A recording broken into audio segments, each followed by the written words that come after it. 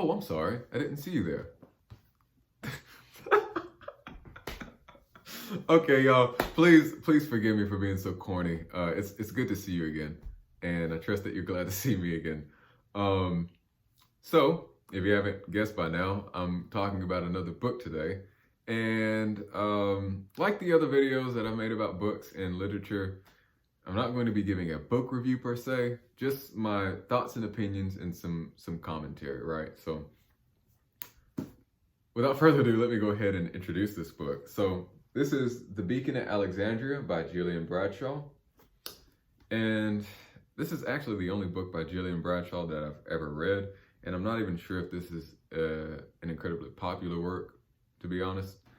I actually stumbled upon it in a thrift store, funny enough, and I picked it up and bought it on a whim. I just looked at it and thought, like, this looks like something that I'd be interested in, right? So I don't know if I ever mentioned this, but my favorite genre of fiction is historical fiction. And that is because, like most people, I am intrigued by historically significant places, events, and people. And so this book does not disappoint. It's set in the 4th century AD, so towards the end of the Roman Empire, and it's generally in the Mediterranean region of the world, right? So it hops from place to place, but it's generally in that region of the world.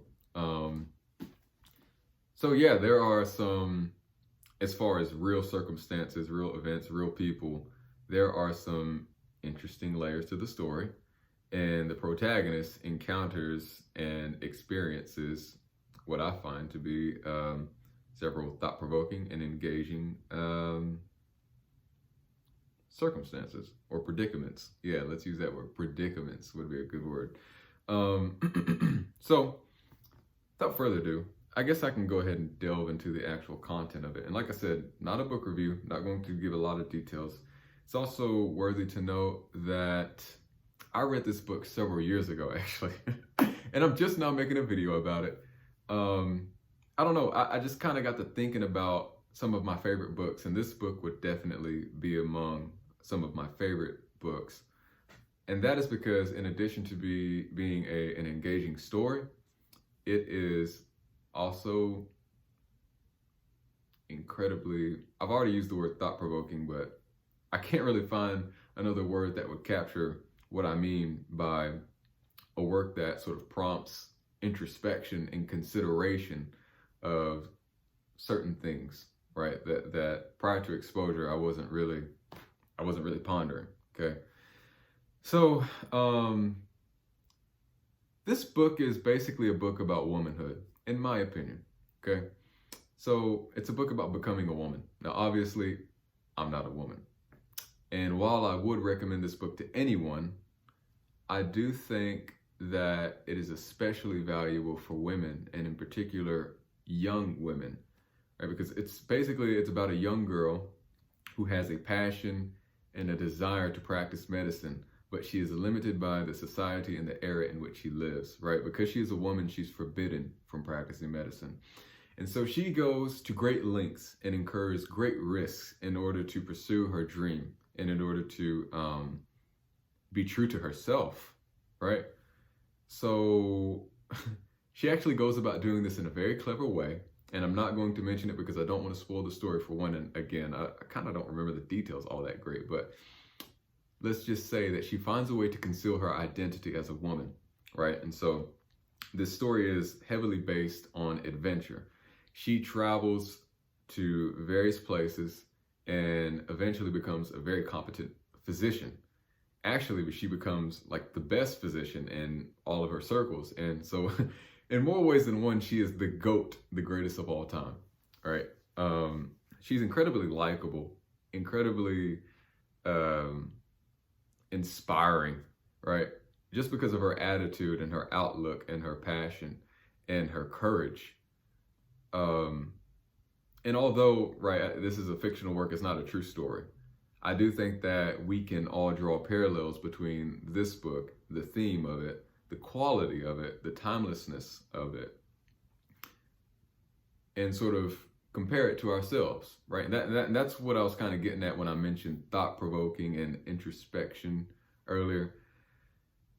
It's very easy for us, I think, to consider our lives within the context of the era in which we live, the circumstances of our existence, right?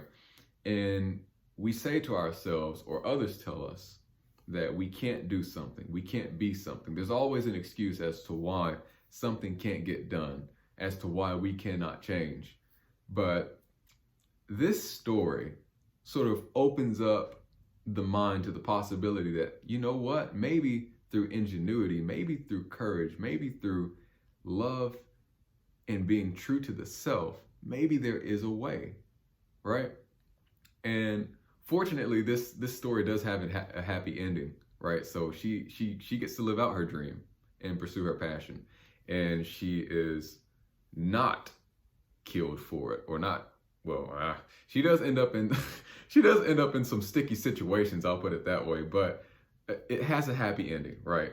Now, life is not always that way, obviously. If we take risks, they're called risks for a reason. There is the possibility that we will fail. There's the possibility that we'll make mistakes. There's the possibility that we will experience great peril. But I'll leave you with this question. Would you rather try knowing that trying you were true to yourself, or never try at all knowing that you weren't true to yourself? For me, that is the essence of what this book has taught me. In addition to simply being entertaining and engaging, it has been enriching in that respect. And so, while I can't assure you that you will enjoy this book, I can say that I think anyone can appreciate it. And I hope that upon reading it, you will find some of the same enrichment that I have found. So, with that, I'll rest my case. I want to make this short, sweet, and to the point. So, yeah, if you have any thoughts, opinions, questions, critiques, etc., as always, I'm very glad to hear that. So leave a comment down below. And also, if you've already read this book, or if you're going to read it and you want to share your thoughts and opinions, please share that too. I would love to hear your take. Yeah, aside from that, thank you all for watching. I really appreciate your support, and I hope that you have a wonderful day, week, night, whenever you're watching this, and I'll see you again next time. Bye-bye.